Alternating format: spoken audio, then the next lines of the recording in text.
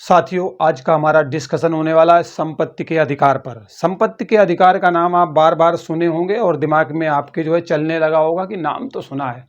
बेटा, पूर्ववर्ती वीडियो में मैंने आपको मौलिक अधिकार के बारे में बताया था, तो ये संपत्ति का अधिकार वहीं शामिल हुआ करता था। मतलब जब आपका मूल संविधान था तो उसमें 7 प्रकार के अधिकारों को रखा गया था। ठीक है, थोड़ा सा बैकग्राउंड में चलना पड़ेगा इसे समझने के लिए। तो आपका जो मूल संविधान था उसमें 7 मौलिक अधिकारों को शामिल किया गया था। ठीक है, 7 मौलिक अधिकार थे। 7 क्या थे? मौलिक अधिकार। ठीक, 7 मौलिक अधिकार थे और उन्हीं में एक कौन था? संपत्ति का अधिकार था। लेकिन अब आप देख रहे हो यहाँ पर कानूनी अधिकार लिखा है, यहाँ तो मैंने मौलिक अधिकार नहीं लिखा। तो इसका कारण भी है, जब पहले ये संपत्ति का अधिकार आपके 7 मौलिक अधिकारों में शामिल था, तब ये आपको भारतीय संविधान के भाग 3 में देखने को मिलता था।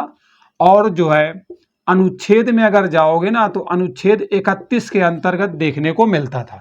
पहले जब मूल संविधान की मैं बात कर रहा हूं, काफी समय तक रहा भी, ऐसा नहीं है कि नहीं रहा, काफी समय तक रहा। लेकिन जब 44 नंबर का संविधान संशोधन होता है, 44वां संविधान संशोधन होता है, और ये वाला जो संविधान संशोधन है कब होता है? तो बेटा 1978 में होता है। तो इसमें क्या किया जाता है कि जो संपत्ति का अधिकार था ना, उसे भाग 3 से निकाल लिया गया। अभी तक कहाँ था? भाग 3 में था। तो इस संपत्ति के अधिकार को निकाल लिया गया और भाग 3 से उठा करके रख दिया गया भाग 12 में। और आगे काम भी किया गया, अनुच्छेद 31 से उठाया गया और 300 का के अंतर्गत इसे चिपका दिया गया, मतलब यहां पर रख दिया गया। तो ये बातें क्लियर हो गई, कोई डाउट यहां तक नहीं होगा। अगर फिर भी है तो समझ सकते हो, कमेंट करके बताओ। तो संपत्ति का जो मूल अधिकार है बेटा, हमेशा विवाद में रहा है। कारण भी है, किसी का कुछ चोरी हो गया, किसी के खेत में कब्जा किसी ने कर लिया, या फिर किसी की जमीन किसी ने कब्जा ली। तो इस तरीके के विवाद संपत्ति के बने रहे। तो जब संपत्ति के विवाद बने रहे, और आज भी संपत्ति के ही हमेशा विवाद चलते रहते हैं, आप देखते हो।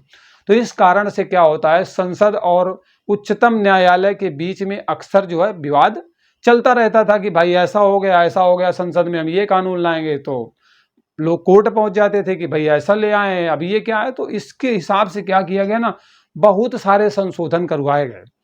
हाँ, एक चीज और यहाँ पर जान लो, जो वर्तमान में आपके मौलिक अधिकार हैं वो कितने हैं? तो अब तक तो परिचित हो ही चुके होंगे, 6 हैं। पहले कितने थे? 7 हुआ करते थे। ठीक है, ये बात यहाँ जरूरी था ऐड करना, इसलिए मैंने इसे भी यहाँ पर लिंक कर दिया। तो भैया, संसद के बीच में और सुप्रीम कोर्ट के बीच में अक्सर विवाद का कारण रहा, लोगों के बीच में तो बने रहता है और बना रहेगा भी। ठीक है, समझ रहे हो? तो उसके लिए क्या किया गया, पहला संविधान संशोधन इसी चक्कर में हुआ था। संपत्ति के चक्कर में ना बहुत सारे संशोधन हुए हैं। तो संपत्ति के चक्कर में पहले नंबर वाला संविधान संशोधन करवाना पड़ा, निष्कर्ष नहीं निकला, चौथा भी करवा दिया, चौथा संविधान संशोधन करवाया गया, अब भी निष्कर्ष नहीं निकला। तो आगे चल के 7वां भी करवा दिया गया, बोले 7वां करवा लो, बोले 7वें में भी नहीं निकला, समझ रहे हो? तो फिर 25वां करवा दिया गया, तो 25वां करवा दिया गया, 25वां में भी रिजल्ट नहीं निकला। तो और आगे बढ़े तो 40वां भी करवा दिया। ठीक है, 40वां भी करवा दिया, आगे चल के 42वां भी करवा दिया। तो बहुत सारे संशोधन होते रहे, एक के बाद एक, और अनुच्छेद जुड़ते रहे, मतलब बहुत सारे संशोधन होते रहे। तो कहीं पे आपका अनुच्छेद 31 का जोड़ा गया, किसी संशोधन के बाद 31 का जोड़ा गया, फिर कहीं 31 का जोड़ा गया। तो इसी तरीके से अनुच्छेद के अंदर उसी के भाग बना बना के जोड़ते रहे, जैसी जैसी लोगों की समस्याओं का ये समाधान करते रहे, उसे अनुच्छेद बना बना के कानून बना बना के संविधान में जोड़ते रहे। तो ये काम तो भैया चलता रहा, लेकिन काम कब तक चलेगा, समझ रहे? और समय समय पर क्या होता है कि उच्चतम न्यायालय के फैसले को हमेशा क्या किया गया, विवाद माना गया, या फिर अगर संसद ने कोई मान लो अधिनियम बना दिया, एक्ट बना दिया, उसे भी विवाद माना गया। तो ये विवाद होते कैसे थे? तो विवाद बेटा इस तरीके के होते थे कि निजी संपत्ति के मामले बहुत सारे आया करते थे। वो कहता है भैया मेरी उतनी जमीन उसने हथिया ली, वो उतना कब्जा कर लिया, उसने मेरे यहाँ से यहाँ तक बढ़ा लिया। ऐसी समस्याएं खूब चलती रहती। जमीन अधिग्रहण के मामले में सरकार क्या करती थी, कोई प्रोजेक्ट बनाना है तो जमीन किसानों के अधिग्रहित कर लिया और कम पैसा दे दिया, अब उस पर लोग पहुंच गए। तो ऐसा होता था, अक्सर ऐसी प्रक्रिया जो है चलती रहती थी। तो अब अगर हम पहुंचे वर्तमान में, तो वर्तमान में अगर हम बात करें तो संपत्ति का अधिकार बेटा एक कानूनी अधिकार बन चुका है और जिसे आप कह सकते हो कि संवैधानिक अधिकार बन चुका है। ठीक है, संवैधानिक अधिकार जो है आपका संपत्ति का अधिकार कानूनी या संवैधानिक बन चुका है। तो ये बातें आपको समझ में आई। तो मोटी मोटी बात समझना है, इसे एक कानूनी या संवैधानिक अधिकार कह सकते हो या फिर इसके अंतर्गत आने वाला अधिकार भी कह सकते हो, जो आप चाहो। संपत्ति का अधिकार एक विधिक अधिकार की तरह निम्नलिखित तरीकों से लागू भी होता है। ठीक है, संपत्ति का अधिकार जो है एक कानूनी अधिकार की तरीके से लागू भी होता है, ऐसा नहीं है कि केवल बल लिखा पढ़ी के लिए ही बना हुआ है। तो किस तरीके से लागू होता है वो हम देख लेते हैं। तो बेटा इस अधिकार को बिना संशोधन के संसद के साधारण कानून के तहत क्या करेंगे, नियमित करेंगे, मतलब रखेंगे पटल पर, और उसके बाद फिर नए तरीके से निर्धारित कर देंगे कि नहीं अब ऐसा नहीं होगा, फलाने वाला केस जो आया था उसमें मामला इस तरीके से चला था और सुप्रीम कोर्ट के द्वारा ऐसा जजमेंट दिया गया था, तो उसी के आधार पर हम ऐसा ऐसा कर लेते हैं, अब जो है इस तरीके से अधिकार आगे चलेगा। तो कहने का मतलब है कि किस तरीके का संशोधन होगा, मतलब साधारण तरीके से संसद में आए, बैठे और वोटिंग कराई, बस साधारण तरीके से जो है बोल दिया कि आप इस तरीके से जो है ये वाला नियम लागू होगा लोगों पे। दूसरी चीज क्या है, यह अधिकार निजी संपत्ति की रक्षा करने का काम भी करता है। बात तो सही है, संपत्ति के अधिकार में अच्छा है कि कम से कम किसी की संपत्ति की रक्षा तो होती है। नहीं मान लो मौलिक में होता तो भैया सबके सब पूरे ले जाते, पता भी नहीं चलता कहाँ से कहाँ तक है, क्योंकि अब तो सारा लिखित ब्यौरा रहता है, एक एक इंच बाई इंच का, समझ रहे हो। तो एक तो ये भी फायदा है।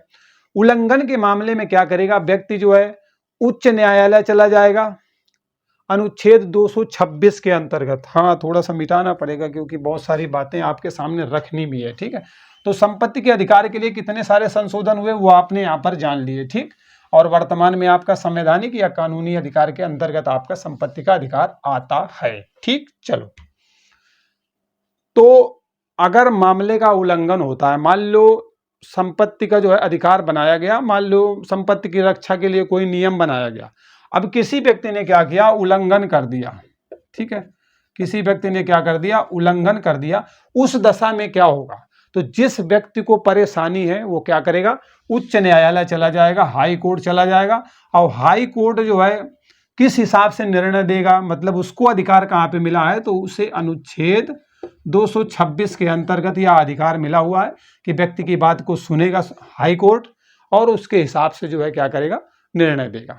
ठीक है, लेकिन एक बात ध्यान रखना कि व्यक्ति सीधे भागते भागते संपत्ति के मामले में सीधे सुप्रीम कोर्ट नहीं जाएगा, ये बात समझ लेना।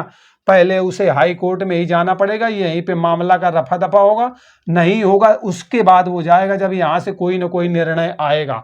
सीधे सीधे नहीं जाएगा कि वो कहाँ पहुंच जाए, समझ रहे हो, सुप्रीम कोर्ट। तो इसमें सीधे व्यक्ति क्या करेगा, सुप्रीम कोर्ट, यस सी। ठीक है, सुप्रीम कोर्ट, सीधे सीधे व्यक्ति सुप्रीम कोर्ट नहीं जाएगा, अपनी समस्या लेकर के हाई कोर्ट के पास जाएगा, अनुच्छेद 226 का प्रयोग करते हुए हाई कोर्ट जो है वहां पर न्याय देने की कोशिश करेगा। ठीक है, न्याय देगा भी। ठीक है, तो इस तरह जो है संपत्ति के मूल अधिकारों को भाग 3 से क्या किया गया, फिनिश कर दिया गया। लेकिन भाग 3 में अभी भी यह व्यवस्था है कि राज्य द्वारा निजी संपत्ति के अधिग्रहण पर जो हर्जाने का अधिकार है ना, वो अब भी राज्य के पास है। तो अभी ये ना सोचना कि मामला वहां से खत्म हो गया है। हाँ, भाग 3 से हटा करके हमारे संपत्ति के अधिकार को जरूर भाग 12 में अब रख दिया गया है, पहले 3 में हुआ करता था, तो वो बात तो ठीक है। लेकिन अब भाग 3 में अब भी ये व्यवस्था दी गई है कि अगर सरकार को अधिग्रहण करना पड़ेगा तो हर्जाना जो है किस तरीके से सरकार देगी वो अपना खुद ही करेगी। कुल मिलाकर के आपको समझना है कि राज्य जब संपत्ति का अधिग्रहण करेगी तो जिस व्यक्ति की जमीन आ रही है और आदमी उसमें फसल उगा रहा है, अगर आदमी उस खेत में क्या कर रहा है, फसल उगा रहा है, ठीक है, फसलें कर रहा है, खेती कर रहा है, तो उसके हर्जाने का भुगतान सरकार क्या करेगी, कर देगी। और अगर मान लो कोई जमीन है और वो किसी काम की नहीं पड़ी है तो फिर हर्जाना फिर भैया वो अपने हिसाब से जो देना होगा देगी। समझ रहे हो, मतलब इसमें विशेष करके फसल वाले में देगी, लेकिन इसमें भैया संदेह की स्थितियां हैं। समझ रहे हो, तो ये बात आपको समझ में आ गई। खेती वाले में विशेष करके दिया जाता है। तो इस तरीके से जो है संपत्ति के अधिकार को आपने समझा। लेकिन अगर फिर भी किसी प्रकार की समस्या है, कोई डाउट है या कोई कंफ्यूजन है कि मुझे ये नहीं समझ में आया, तो आप बताइए, ठीक है। ज़्यादा से ज़्यादा बच्चों को अगर समस्याएं क्रिएट होंगी तो प्रॉपर जो है डेली के लिए वीडियो बना दिया जाएगा। तो मिलते हैं अगले वीडियो में एक नए अपडेट के साथ। तब तक के लिए bye bye, take care, see you.